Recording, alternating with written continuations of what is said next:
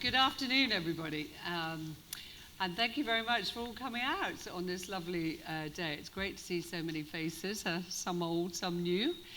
For those of you who don't know me, I'm Fiona Woolacombe, and I'm the chairman of this meeting. It's now 2 o'clock officially, and so I'd like to welcome you to the 2023 annual general meeting of the Amati VCT, which is part of the AGI Global Investor Day. More of that later. As it's now 2 p.m. and we have a quorum present, I declare the meeting formally open.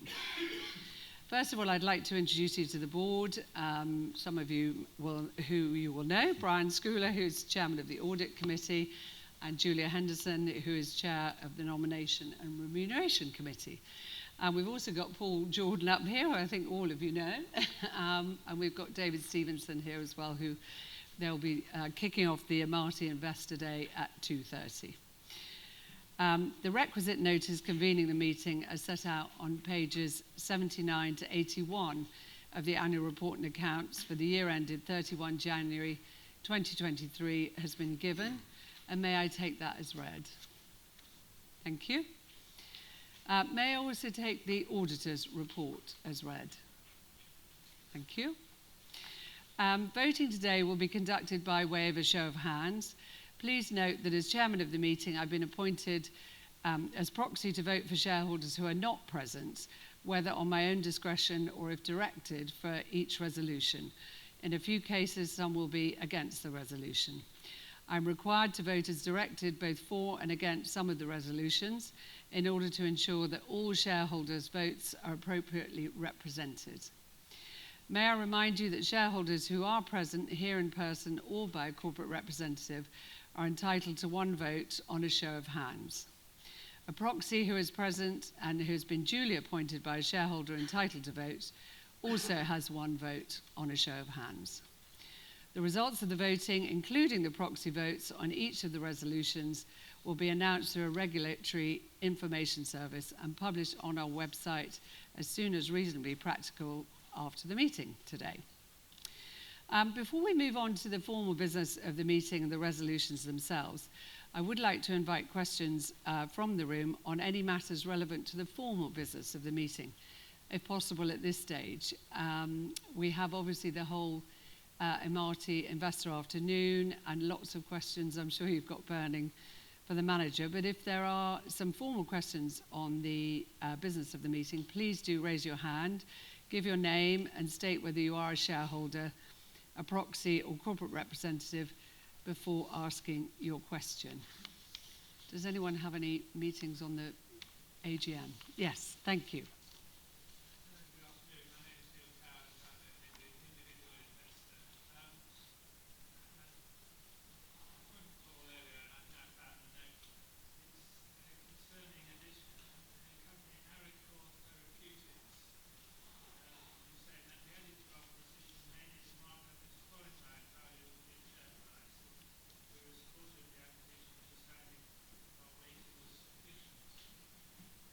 Oh, yes. I'm going to go, sorry, with the microphone. Do you want to just repeat the end of that question? That would be great. In the case of Arecor Therapeutics, the note says, we added to our position mainly to mark up its qualifying value to the new share price. We were supportive of the acquisition, but decided our weighting was sufficient. And I'm just trying to get behind the reasoning, the technicality of it, please. Yeah, one for Paul. Just check my microphone's on. Yes, I can very happily answer that question. So there are many things, as I'm sure everybody here understands now, many of you will have been invested in VCTs for a long time, you'll know that the rules that we deal with as a manager are labyrinthine and quite extraordinarily complex. But one of the rules relating to the VCT tests, which the VCT tests are how much of your portfolio do you have invested in qualifying holdings. So, for example, we have to have 80% of our money that we raised more than roughly 3 years ago invested in qualifying holdings. The way that is tested is based on a set of asset values which are determined by the last price that you paid for shares. So it means that if you have a company that's rising in value, actually its VCT value doesn't change at all. So if you want to make it a bigger asset in your portfolio, you need to make another investment in it. And so in this case, because this was a fundraising done at a higher price than our original price, it's beneficial for us to actually allow that value to increase, because it becomes a bigger qualifying holding then, and the original investment becomes a bigger qualifying holding. And so there's this benefit to the way that test gets measured. So in this particular case, we made a fairly nominal investment for that purpose. Yeah. And does that anywhere near? I can tell you, I can go over that all again if it's helpful later. As I say, it's kind of complicated. Meeting our tests. Yes, another question now. Thank you. We've got halfway down. A related question. I'm Robert Leggett. Well, the question really is sort of a follow-on, because one of the points you make in your statement, Chairman, is the reluctance to raise more funds because of the pressure under these rules that you've just described, Paul, to invest within a certain period. And what you've just described as a device to get your 80% value up. Quite understand why you do it. But can you just let us know, currently, you've got a shortage of investments because there aren't any AIM IPOs. Are you up against any limits at the moment in terms of you have to invest within a certain period? In other words, are you under pressure to make these qualified investments? And of course, from where I'm sitting, I'm sure it wouldn't happen here, but in other organizations, in order to achieve that, you may find a lowering, let's put it, of underwriting standards. Can you comment on that, please, Chairman? It's a very good question, and it's one that, as you can imagine, as the manager and the board are all over all the time in terms of pressure to keep up the limits. We're not under any pressure to make investments. I know that there are other VCTs out there who are under a lot of pressure to put money in very, very quickly to meet their 3-year tests. We are not under that pressure at the moment, and we monitor it very closely. I'll just get Paul to add to that. I'm sure he'd be able to add to that. But no, the answer to that, I'm happy to say, is no. Yes, that's absolutely correct. So there are 2 tests that are really important here, and they work in a kind of cross-cutting way. So they don't work helpfully together at all. And the newer of these tests is what we call the 30% test. So when a VC raises money, it has until the second year end after it's raised that money, it has to invest 30% of those proceeds into new investments, and it's a requirement for which there are no excuses. There's no ways of mitigating it. You simply have to do it. And so whatever you raise, you know you've got to raise 30% within that time. It's the test for which there is the least flexibility of all of the rules and the least things that a manager. There's nothing a manager can do. You just have to invest 30%. So it applies to every VCT. So that's always the first test that we are concerned to meet, and I can say that we have no outstanding obligations under the 30% test from money we've raised in the past. So our last fundraise was, I think, February 2022, and we've invested more than 30% of that pool. And so once you've met that test, what you then tend to do is you then tend to allocate your new investments to your old pools, where you have this 80% test. And that is a very complicated beast to monitor, partly for the reasons I was saying about the way the assets are measured. It's not market. This is based on last price paid. It's also because then when we sell investments, they're often from the old pool. So then we have to decide, well, what do we do with that? The money from the old pool, it has what's called a 1-year disregard after we make a sale. So it doesn't count towards this 80% test. But a year later, it comes back in. So there's that moving part for anything so we had some big sales in the year, like IdeaGem, where a lot of cash came into that pool, and 1 year later, that cash would then have to meet the 80% test. So we'd be allocating further new investments to the old pool, if you like, for that reason. But obviously then we decide which pools dividends come out of, which pools expenses come out of. And so you can see there's this big juggling act going on. And so, you know, if we tend to look at it, if we ignore all of the disregards on the old pool in terms of sales we've made, are we still over 80%? And as things stand at the moment, we are. If we ignored all of the disregards, we'd be at 82%.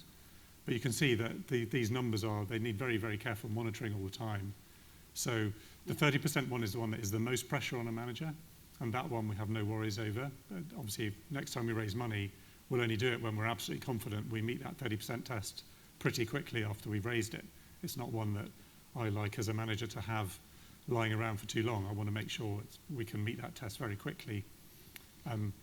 The other one, the 80% test, is a continual exercise to make sure that at all times it's met, and with a margin of error. Yes, you've got volume.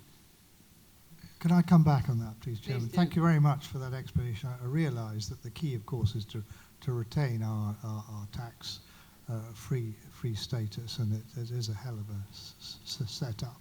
But that just brings us on to the Windsor Accord, because part of the problem we've had, this is my understanding, and please correct me if I'm wrong, part of the reason we couldn't make any changes despite leaving Europe was because of the Northern Ireland scenario and the possibility that you and other members of the industry could invest in Northern Ireland, therefore Europe still had a say under state aid rules, etc.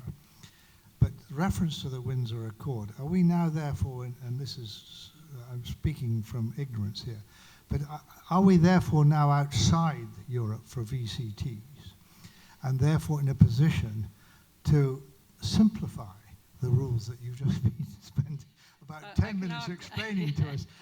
Because that would be very welcome by the investors and hopefully by the VCT community. Can you perhaps comment on that, please? Well, I think that very briefly I can comment. It's a very good question, and I know there's a lot of expectation in the industry. A lot of what you were talking about, people have been talking about the sunset clause, which is the Windsor Accord was supposed to have solved that issue. All I can say at the moment from the official line is that is all still progressing. The Windsor Accord is on paper, if you like, the headlines, all coming our way, and therefore life should be a lot simpler. But in reality, actually working it all the way down through the government, through Treasury, through actual rules that apply to us, we're not there yet. The industry isn't there, not just us. And we await with bated breath. There are lots of associations working on it, the VCTA, the AIC, everybody is as plugged into the government as they can be to move this piece of legislation forward. But it's not there yet. But yeah, very, very aware of that. Thank you. It's a good question. Any other questions on the formal business of the meeting? Right, well, we'll, on that basis, progress on to the resolutions. Thank you. So resolutions 1 to 9 are proposed as ordinary resolutions, requiring a majority of votes cast to pass. Resolutions 10 to 12 will be proposed as special resolutions, which require more than 75% of the votes to be cast in favour.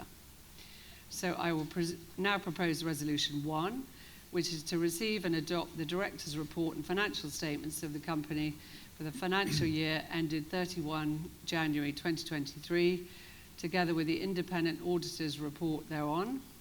Would shareholders please raise their hands to vote? Those in favour? Those against? I declare the resolution carried as an ordinary resolution of the company. I now propose resolution 2 to approve the director's annual report on remuneration for the financial year ended 31 January 2023. Would shareholders please raise their hands to vote? Those in favour? Those against? I declare the resolution carried as an ordinary resolution of the company. Resolution 3.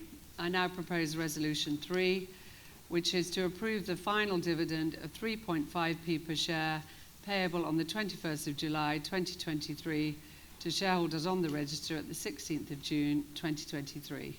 Would shareholders please raise their hands to vote? Those in favour? Thank you. Those against? Thank you. I declare that resolution carried as an ordinary resolution of the company. I now propose resolution 4 to reappoint BDO LLP as auditor of the company from the conclusion of the meeting until the conclusion of the next annual general meeting of the company to be held in 2024. Would shareholders please raise their hands to vote? Those in favour? Those against? Thank you. I declare the resolution carried as an ordinary resolution of the company. Resolution 5, I propose to authorise the directors to fix the remuneration of the auditor. Would shareholders please raise their hands to vote? Those in favour? Thank you. Those against? I declare the resolution carried as an ordinary resolution of the company. As resolution 6 relates to my own re-election, I will pass the chair to Brian Schooler to put the resolution to the meeting. Thank you, Fiona. I now propose resolution 6, which is to re-elect Fiona Woolacombe as a director of the company. Would shareholders please raise their hands to vote? Those in favour? Those against? Thank you. I declare the resolution carried as an ordinary resolution of the company. I will now pass the chair back to Fiona. I now propose resolution 7 to re-elect Julia Henderson as a director of the company. Would shareholders please raise their hands to vote? Those in favour? Those against? Thank you. I declare the resolution carried as an ordinary resolution of the company. I now propose resolution 8 to re-elect Brian Schooler as a director of the company. Would shareholders please raise their hands to vote? Those in favour? Those against? I declare the resolution carried as an ordinary resolution of the company.